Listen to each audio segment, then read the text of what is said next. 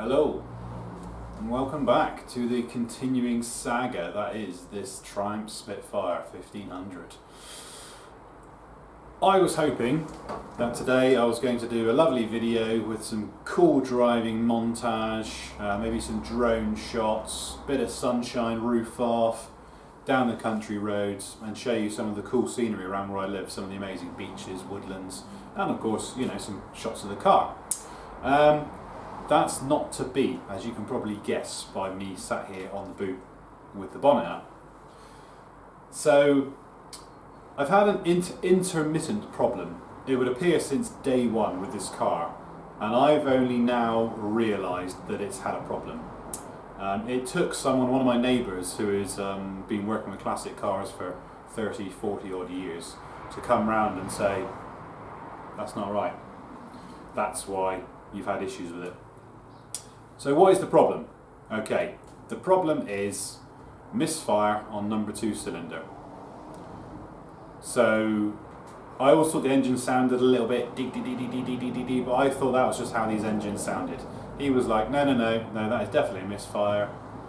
Keep the engine running, pull the HT lead off and listen. And of course, engine running, HT lead off, nothing changes. I thought, oh, okay, right, well, good news, bad news scenario. Good news is I found the problem, and the bad news is obviously I've got a misfire on number 2. Since then I've spent the last 2 weeks going through the ignition system top to bottom. So the first obvious things to do was to pull the plug and change the HT leads, which I've done. New set of plugs, new set of HT leads, still missing. Okay, maybe a problem with the distributor cap. Still firing perfectly on 1, 3 and 4, just not on 2. So brand new Lucas distributor cap in, no good, still missing. Okay, new rotor arm, new points, new condenser, just in case there was something weird going on with the ignition. Again, there's no reason why it should fire on the other 3 cylinders and not that one. But there we go, change them anyway. New points, rotor arm, condenser in, doing exactly the same thing.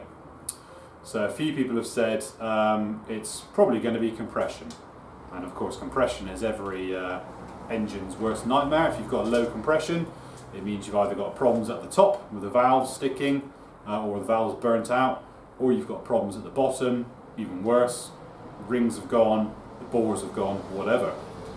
So neighbour came around with a compression tester. I was at the back swearing because I just knew. If you remember what the engine looked like when I first got it, if I can, I'll insert a picture of what it looked like when I first got it. I spent a lot of time scrubbing that engine. I thought, you know what, in me scrubbing it, I've probably knackered it. So we did a compression test. Compression's fine. Got 160 psi on cylinders 1, 2 and 3 and 155 on 4, which is amazingly good, really, all things considered. So good compression across all 4 cylinders, which means the rings are good, means the valves are good. So there's nothing in there going on, you know, there's no malarkey going on. I've also had the rocker cover off, inspected the valves, done the valve, what's it called? You know, the valve, I can't remember what it's called. With the feeler gauge, top of the valves are closed, make sure all the valves are closing properly, opening and closing, which they are. Engine running, you can watch them, they're all doing their valvey thing. No problem at all. Still a misfire on 2. Every now and again it runs.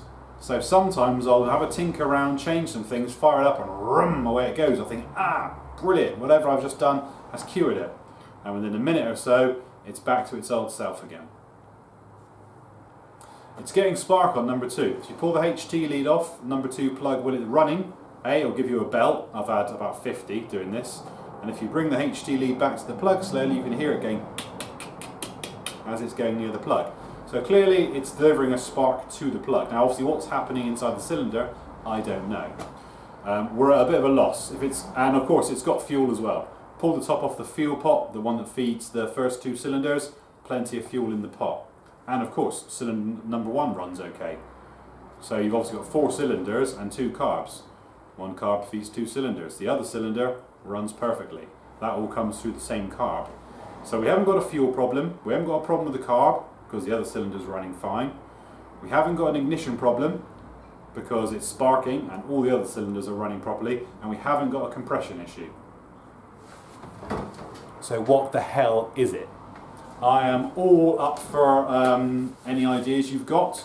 Most people are saying change a plug, change a HT lead, etc. You know, I've done all that. They were the very first things I've done, which would be the obvious thing to do. Move a HT lead across, see if the problem carries across to a different cylinder. It doesn't.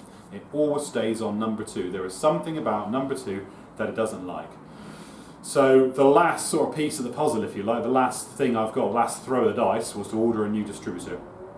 Because obviously the distributor is reasonably old. There's a tiny bit of play in the distributor, not much, you know, maybe a mil if you wiggle it round. I don't think, you know, that's it. I mean, I don't know. It could be that the lobes inside the distributor are worn. Obviously you have the 4 lobes, and as it goes round it pushes the points open each time. Click, click, click, click, click. And it could be that one of the lobes has worn slightly. But I've had that distributor out a few times, been spinning it round, put it back in again. So the chances that I've put it back in exact orientation every time for that misfire to continue onto cylinder 2 every single time seems remote. But I'm at this point where I'm clutching of straws. It's got a new coil, it's got new points, new condenser, new cap, new rotor arm, new leads, new plugs, and a new battery. And it starts up and runs absolutely fine, and all the other cylinders run fine. I cannot get that misfire to carry to a different cylinder. It's only ever on 2. So, I don't know. So that's what, you know, like I say, I was hoping to have a nice driving video. I've got some nice montage footage done, lovely stuff. I was hoping to have this video be success. Everything's done, the car runs lovely. I've taken it further than 1 mile around the block, which is the furthest I've had it so far. Out to the end of the road and back and see how it's running, and invariably of course it's been down on power because of course, unbeknownst to me until now, it's not been firing on cylinder 2. So I've been running on 75% power all the time. So it's a bit of a mystery. Like I say, I've replaced everything else in the ignition that I can think of, and if the compression's good, as I say, it means obviously the bottom end is good with the rings and the pistons, and it also means the valves are good.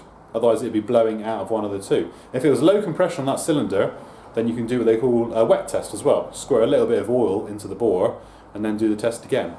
And if your reading goes up, then it means you've probably got a problem with the piston and the rings, because what will happen is that oil will go down around the piston, it'll help it to seal, it'll temporarily seal any scars in the bore or anything like that, which means you've got a problem in the bottom end. If you've got low compression and the wet test didn't make your compression increase, then you've probably got a problem at the top end with the valves. Obviously valves get burnt out, valves stick, the springs weaken, all this kind of thing.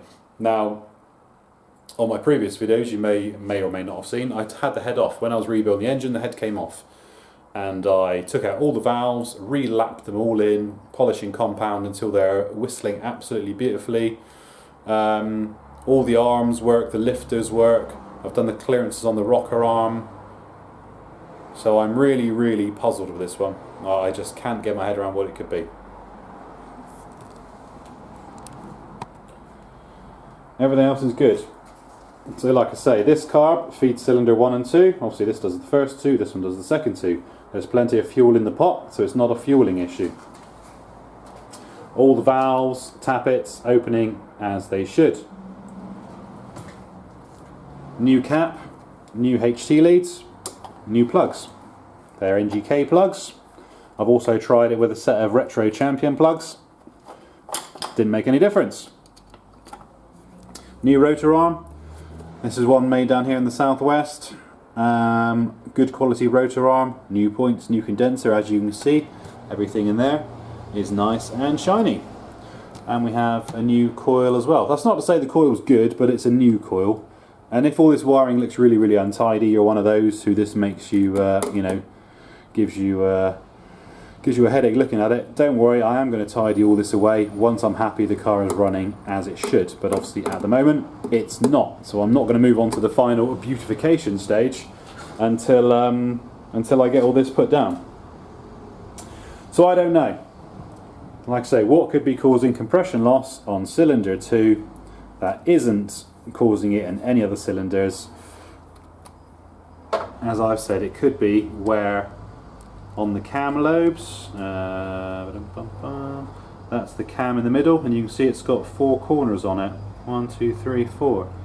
And you can see that the arm of the points hits those lobes, and that's what causes the points to open and gives you your spark. So, is there a chance that one of those lobes is worn slightly? Excuse me. And every time I've put it back in, it's been gone back in exact. I mean, it can only go back in 2 orientations. On the bottom of the distributor, it's got a straight shaft, like a flathead screwdriver on it. So it can only ever go in one of 180 degrees either time. Timing, I've played with the timing. I've advanced and retarded the timing, moved it forwards and backwards. Obviously, it does what it should do. It, changes the idle speed, but it doesn't. That wouldn't be responsible for having a misfire in one cylinder. How could it? If the timing's out on all 4 cylinders. That's how it works, to the best of my knowledge. So, yes, it's a mystery. So, new distributor ordered. That'll be with me hopefully middle of next week. Take that one out, put that one in. Fingers crossed, fire it up. It's done. Assuming it is, the next video you see after this one will be some awesome montage of me driving in the sunshine, and maybe taking it down towards the beach or down to the woods, feed the squirrels, do something nice, show you some of the nice scenery around where I live, because it really is nice. And you've only ever seen my poor, I can't even really call it a garage, the bit down the side of my house with a plastic roof on it. So it's a shame, because like I say, I live in a very nice area of the world. Hence the convertible, take it out in the summer and whiz around the country lanes, stop at a local pub for a swift half. All that good stuff. All the reason why you buy classic cars and and live somewhere where you get nice weather and have good scenery. But until I can get it firing on all 4 cylinders, that ain't gonna happen, because why would you? You're not gonna drive it, are you? If it's gonna let you down or it's not running right, you're not gonna do it. So we'll have to see. So if you've got any ideas, and if you're thinking, I know what it might be, and please don't say change the plug or try a different HT lead, because we've been there. If there's anything you can think of that I haven't already mentioned, then I am all ears, as you can see. Literally, let me know. Put a comment down below. I'm always open to suggestions. So if you think you can help, perfect. If not, if you just want to say, unlucky mate, lol, ruffle, any of that, that's fine as well. I've got no problem with that at all. But yeah, I am out of ideas. I've been scratching my head, and I've been doing this tinkering for the last 2 weeks in here every day after work, pulling things, checking things, moving things around. I've had 2 friends over, both of them who know a lot more about cars, classic cars specifically, than I do. They've all been through it as well, checked all the things that they thought it could be, and they can't cure it either. Like I say, sometimes it runs, and you rev it up and it sounds lovely, and you go, it's working. That thing I just did has done it. And then you walk away for a minute to text your friend and congratulate him and say, it was that. And then by the time you come back again, rev it, you're like, oh God, it's missing again. So, something that's happening temporarily, but most of the time. I don't know, and it's driving me up the wall. But until next time, like I said, if you've got any ideas, let me know. But I'll keep tinkering, and we will get this thing done. I promise.